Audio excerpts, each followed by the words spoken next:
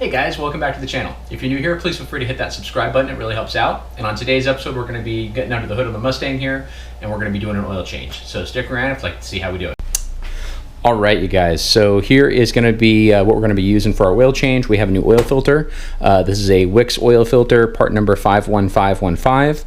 And then this motor is a flat tappet motor. So from my understanding, a lot of the oils nowadays don't really have any zinc or much zinc at all in them. So I went ahead and I ordered this Lucas Hot Rod and Classic SAE 10W30 oil with high zinc. So this should help protect our motor pretty good right here. As for the weight, this is just what I'm choosing to run in mine.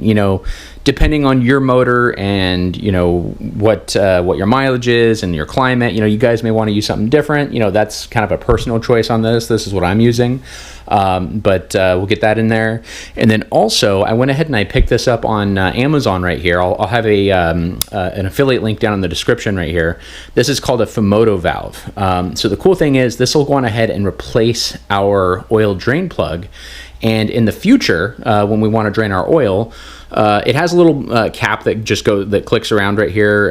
When you're ready to change it, you should pop off the cap, you rotate this around, and your oil will drain right out of here. So we won't need any tools really to do any oil changes anymore.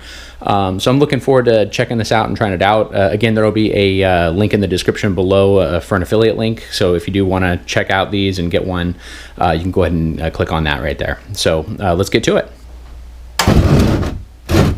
All right, guys, so our drain plug right here is going to be a 3/4, or at least on my car it is. So we're going to go ahead and get it broken loose here, and then get the oil drain in here.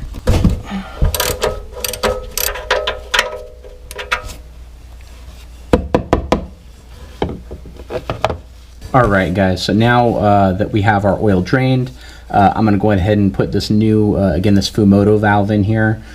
So this will just thread right in to where the old drain plug was, and we'll tighten it right on up right here. And then in order to go on ahead and tighten this up, it's going to be a 3/4 wrench as well that you can use on this to tighten it up. All right, you guys, so we got our Filmora valve installed right here. Nice thing is now is when I go to change the oil next time, I just got to take this clip, pull on it, and rotate it around. It'll drain the oil out of the bottom right here, and then when I'm done, I can just rotate it back along here. It'll click back into place and close it off the drain, and it'll be good to go. Now the new ones, they do come with a little half clip that goes around the bottom part and this little lever right here. Mine I'm missing. It's in my toolbox somewhere. I've had this kind of floating around there for a little while. But yeah, well, when you do get them, you will get a little clip to put on there as well.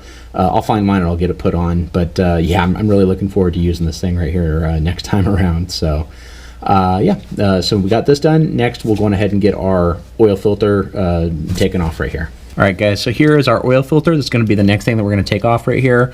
In order to get this off right here, you just untwist it and it'll pop right off.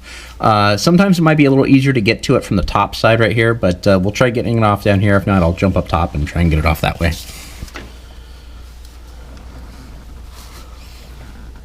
Yeah, it's a little bit tight. I'm going to jump up top and see if I can get it off. All right, guys, so the next step is we're gonna go on ahead and get our new oil filter ready right here. So we got our new oil filter ready to go. Now, there's a big debate about, pre-filling, not pre-filling your oil filter.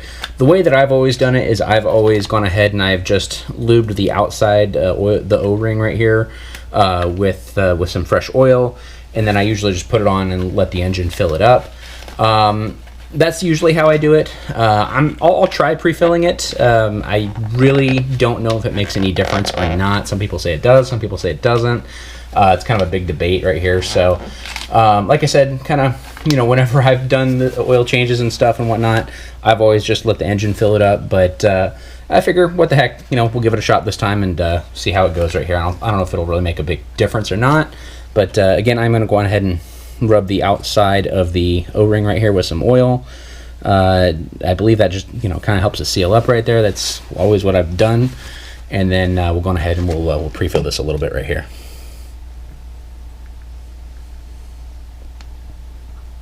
All right, guys, installing this from the top, I usually just kind of bring this down and around here, and I'll just get it installed right like this. All right, guys, so we got the new oil filter installed right here. You know, I gotta say, I'm not a fan of pre-filling it. Just my personal opinion right here. The angle on this right here, I ended up spilling more trying to put it on pre-filled. I guess you could do it halfway and do it. I don't, again, know if it really makes a difference. It's personal preference, so do what you want to do on that right there. I think I'll just stick with the way I've always kind of been doing it. But yeah, at least now I know I've tried.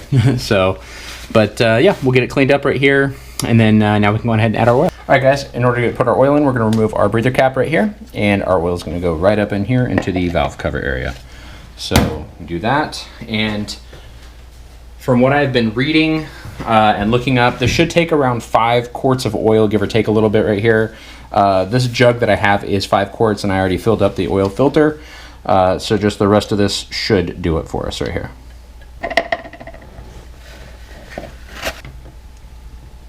All right, guys, so now we got the oil in here and everything, the filter changed right here, and the Filmora valve in. We're going to go on ahead and check it before we fire it up.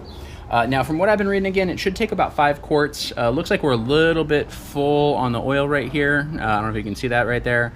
But the oil filter, it still does have a little bit to fill up right there. So we'll get it started up. We'll shut it off, and then we'll recheck it, and we should be good here.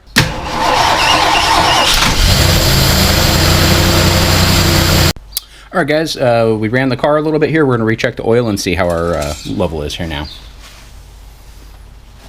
Always want to wipe it off after you run the car here, just because it can splash up and give you a false reading here. So, yeah, it looks like we're just slightly over full right here. Everything that I've read says it takes about 5 quarts right here. I think I'm just going to let it run with the 5 quarts that I just put in here. You know, I'll recheck it down the road. If it's still a little bit full, I can always drain a tiny bit out, but yeah, so that is gonna be it for us here. All right, you guys, so that is all there is to changing the oil on the Mustang. For the Filmora valve, again, we'll have that listed in the description below. It'll be an affiliate link. With the affiliate links, we do get a little bit of a commission off of that, but the cost to you is the same as if you were to buy it, you know, on your own without using that. So again, if you use that link, it does help out the channel. We get a little bit of a commission off of it. Other than that, though, hope you guys enjoyed the video. If you did, please like it and give it a thumbs up and subscribe to the channel, and we'll see you in the next project. Thanks.